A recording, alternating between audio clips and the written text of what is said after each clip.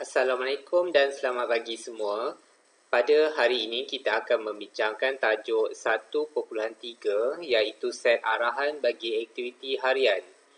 Tajuk ini adalah sambungan daripada tajuk sebelum ini iaitu 1.2 langkah-langkah aktiviti harian dan set arahan.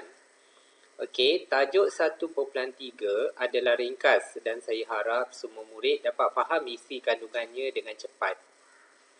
Okey, sekarang kita buka halaman 9 buku teks TMK.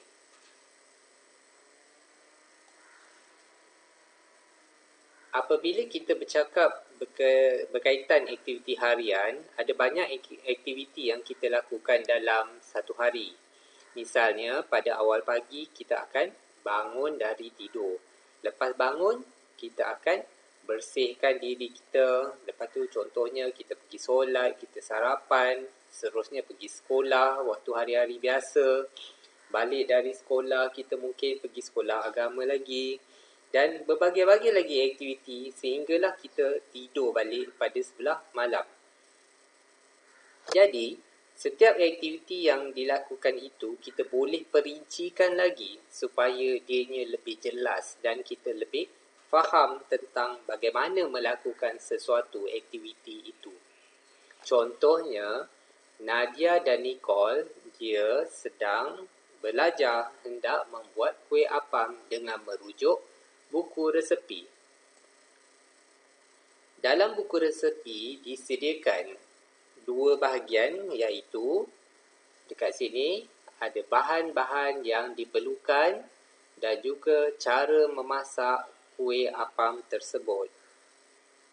Okey, kalau kita lihat senarai bahan dan cara memasak itu, kita boleh susun supaya ia menjadi satu set arahan yang lebih jelas dan dapat diikuti dengan teratur. Susunan set arahan ini boleh kita lihat di sebelah kanan buku teks. Okey, lihat di sini iaitu set arahan untuk memasak kuih apam terdiri daripada nombor 1, masukkan 3 biji telur ke dalam bekas adunan. Kemudian set arahan yang kedua, set arahan ketiga dan seterusnya sehingga set arahan yang ke-9. Okay, selain dari memasak kuih apam, kita sebenarnya ada banyak lagi tata cara yang berada di sekeliling kita yang boleh dijadikan set arahan dalam aktiviti harian kita. Contohnya, bagaimana kita hendak memasak Maggi, bagaimana hendak membuat air teh, bagaimana hendak membasuh pakaian dan sebagainya. Okay, kita pergi ke halaman 10.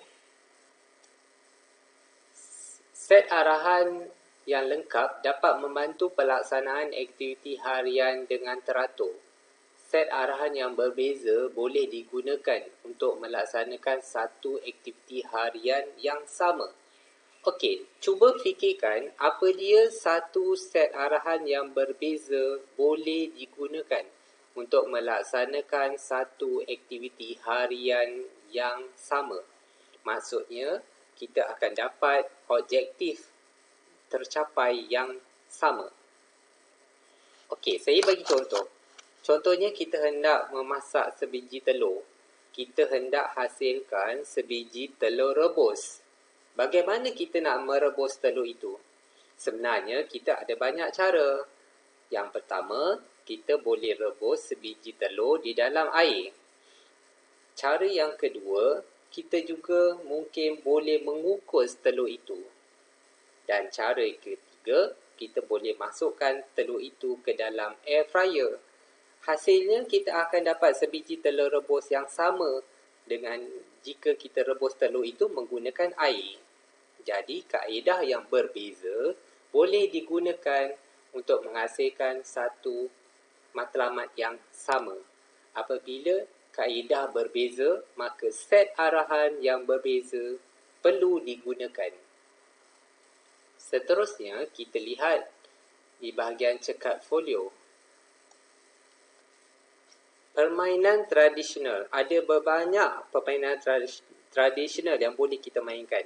Antaranya adalah permainan aci bulat dan perigi peracun. Saya faham ramai yang tidak tahu memainkan permainan tradisional ini. Jadi, saya sertakan video permainan Haji Bulan. Saya nak kamu lihat betul-betul video tersebut dan seterusnya lihat set arahan yang ada pada video tersebut.